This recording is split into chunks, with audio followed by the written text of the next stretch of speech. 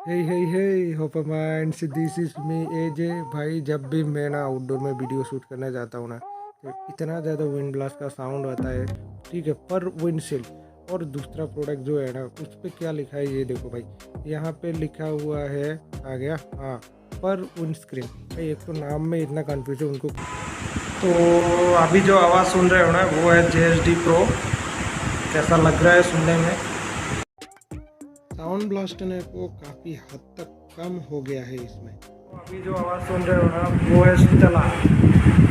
भाई देखने में बहुत अच्छा लगता है, मुझे बार बार बोल रहा हूँ, इतना सॉफ्ट भी है ना।